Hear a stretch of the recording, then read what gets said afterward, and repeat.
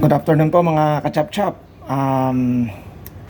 Today is Monday, October 23 here in Calgary. So papasilip ko lang po sa inyo yung first snow ngayong year. So ayan po mga kachap-chap nag-accumulate agad yung snow. It's light, but it's steady. So ayan po mga kachap-chap ang unang patikim po ng snow ngayon.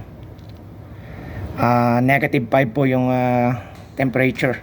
Buti na lang at sakto naman at nakapagpapalit na tayo ng tires kanina. So alright, mga kachap-chap, ingat po tayo and drive safe. Thank you.